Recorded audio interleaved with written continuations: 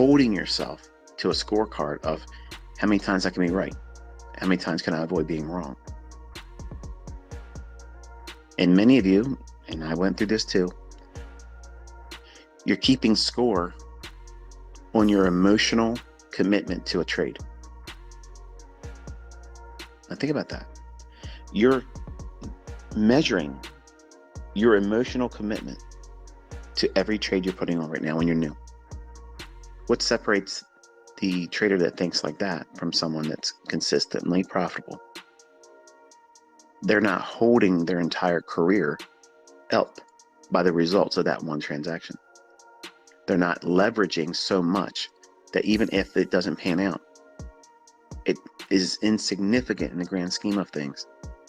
That one thing, that one transaction, that one idea, that one decision didn't materialize in a manner that was favorable for you. But you're not worried about being right.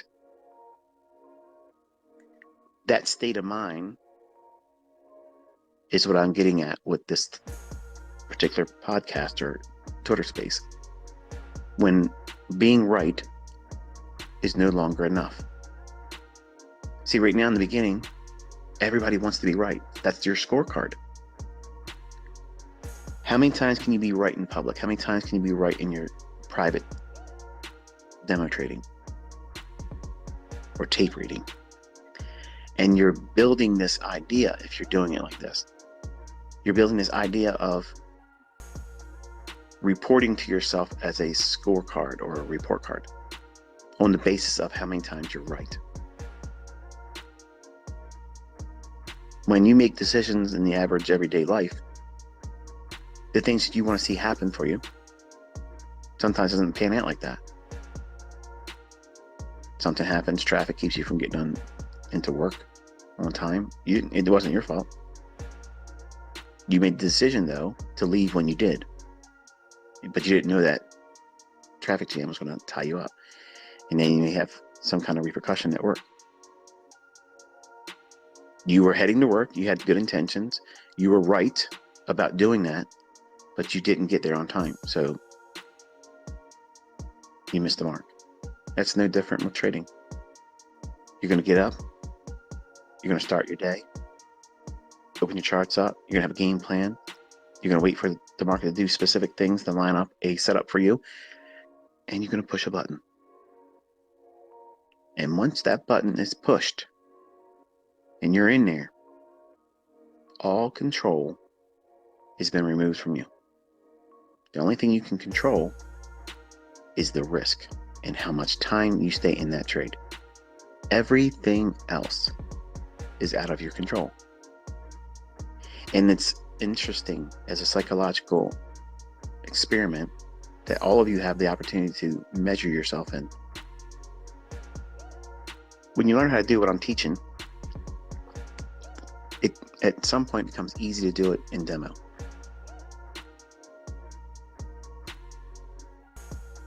You get confident that you can do it consistently. Some time in the future for you, you'll decide when being right is no longer enough. You'll want to trade. You'll want to do a funded account, or you'll want to speculate with your own live funds. And when you push the button, then you don't have that blank void of, if I'm wrong, I don't lose anything. Now you have, I got to be right. Because if I'm not right, I lose money. And now where's your mind focusing? You're worrying about the risk too much. There's a great deal of acceptance that's required for us to do this with real money. And that risk is, unfortunately, something you need to embrace. You have to go through a process of submitting to back testing, studying old moves, tape reading, then demo trading. And all of that requires a great deal of patience that most of you don't have. I got patience, ICT. I was reading some of the comments before I started this Twitter space, and some of them were saying, I just started trading using what I learned from your 2022 mentorship. I just finished the last videos, and I'm going for my funded account next week. You're not ready. I don't want to take away your passion or your drive, but I do want to be a voice of reason. You are not ready. You're not. So when I talk to you and I try to give you these discussions, it's meant for you to take them under advisement. So that way it gives you the proper mindset, because without the proper mindset, it doesn't matter what my tools are suggesting in the charts. You'll do something incorrectly with it. And you may not have the discipline or the maturity to identify it as your personal weakness and not that these concepts are failing. In the beginning, it's going to be easy for you when you don't do something right. Oh, it's this that happened to me.